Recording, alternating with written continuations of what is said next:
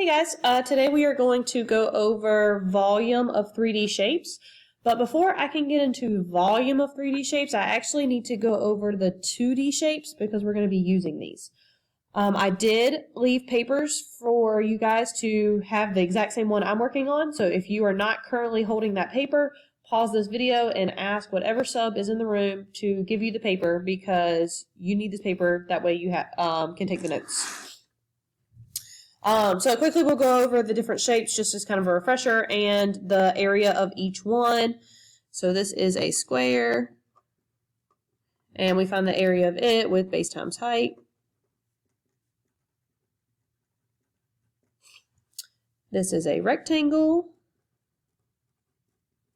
also base times height. This is a parallelogram. The difference, guys, is that all sides are parallel, but they may be slanted. And this one is also base times height. Let me be a little bit more specific on this one. The height of this parallelogram must be vertical. So the height, that's a right angle, must be here. It's not this slant height. It has to be actually vertical, up and down. That's the height. So just throwing that out there. This is a triangle. I know it seems redundant, guys, but it's helpful. This one is 1/2 base times height. Again, with the triangle, for height, you could not count a slant height. You have to do this vertical line here. That is the height. This is called a rhombus. Looks like a slanted square. It is also base times height. Hopefully you can remember all these. Same thing, vertical, up and down. Not slanted. All right, we're finally getting away from base times height. This is a trapezoid. And this one's a little bit different. It is base 1 plus base 2 divided by 2 times height. Got a little complex there. Let me make sure you're clear on what's what. The top one is base 1. The bottom is base 2. And your height, this is super important, has to be vertical. You cannot count the slant height as the height. If you do, your answer is going to be wrong. You have to use that vertical height. Next, we have a circle. And this one is pi times radius squared.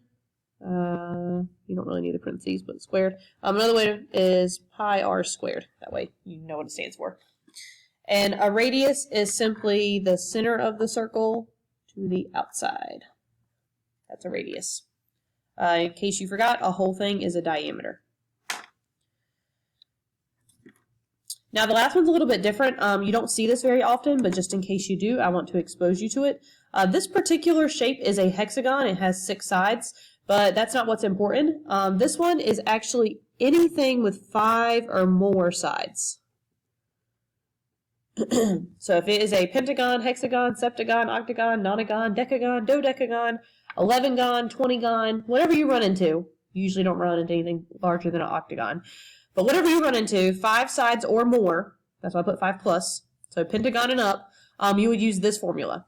And it is 1/2 PA.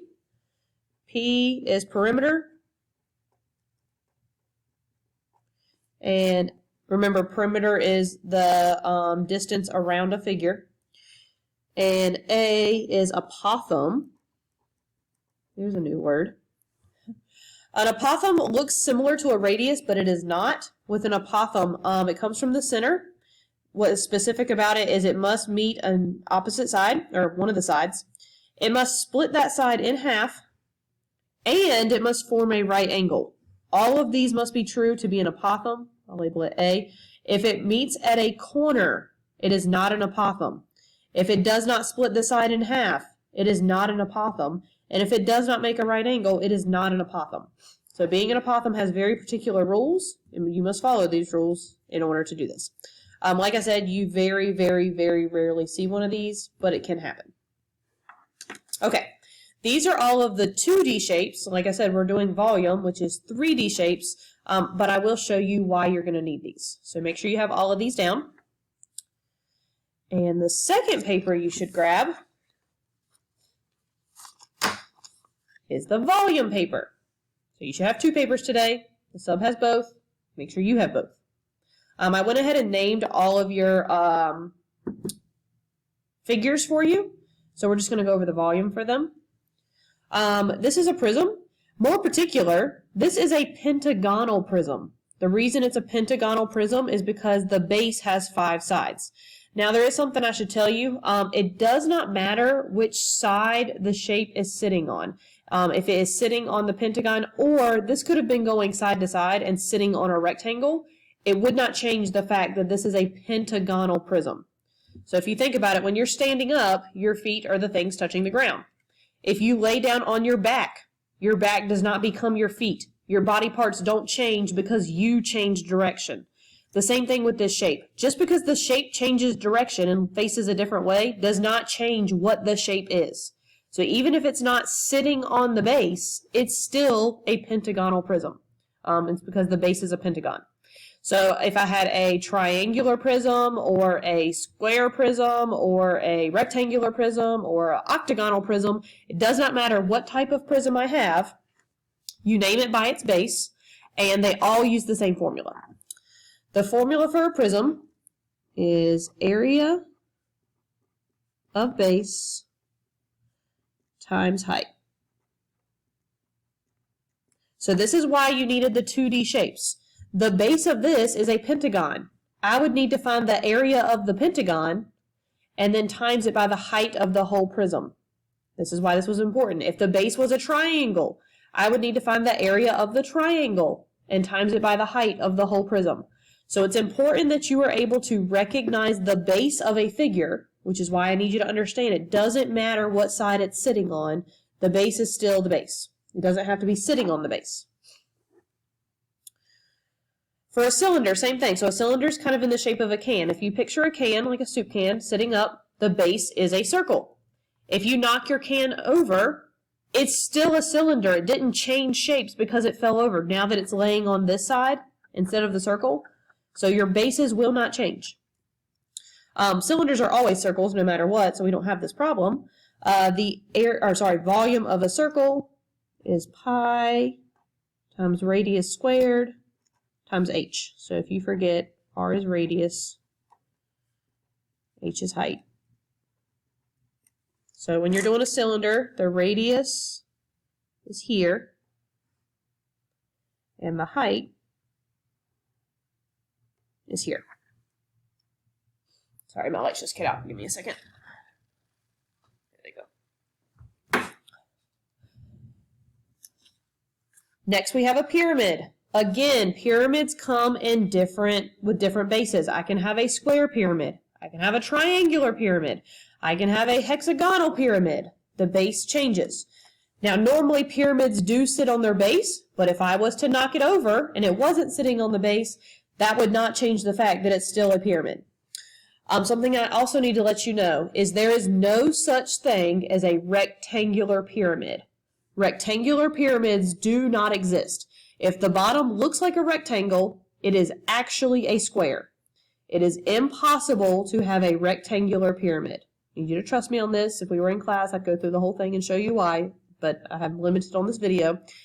Rectangular pyramids don't exist, only square, which means if you know one side of the base, you automatically know the other side. It's a square. They have to be the same. If one side is 4 inches, the other side has to be 4 inches. It's a square. Squares have the same sides all the way around. So I just want to make you aware of that. Rectangular pyramids do not exist. Only square pyramids. So this one looks like a rectangle. It's not. It's a square. But the formula for pyramid is area of base times height divided by 3. This is one of those where you have to know what the base is. If the base was a triangle, I would find the area of a triangle times the height of the pyramid divided by 3. Something I need you to understand. The height of the pyramid is from the middle to the peak, not the slant height. Slant height will not work. You actually are going to have to do Pythagorean theorem if they give you the slant height. I'll go over that in a second. But you're going to have to do Pythagorean theorem. The height comes from the middle of the figure to that point at the top. Has to be that, no matter what. Next we have cone. Cone is pi r squared h divided by 3. Again, the height has to come from the middle.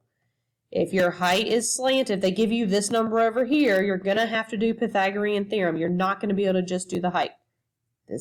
So make sure you have the actual height of the cone. And then the last one is a sphere. The volume of a sphere is 4/3 pi r cubed. Please be careful. So many students write squared. This is cubed. 4/3 pi r cubed. R is still radius. And the radius of a cube comes from the center, just like a circle, right here. 4/3 pi r cubed. So these are all of your formulas you're going to need. There is going to be a second video to watch that goes over examples, just because this program limits me to 15-minute videos, and there's no way I can do those examples in the next 3 minutes. So make sure you have all your notes down, and then flip over and we're going to do the examples.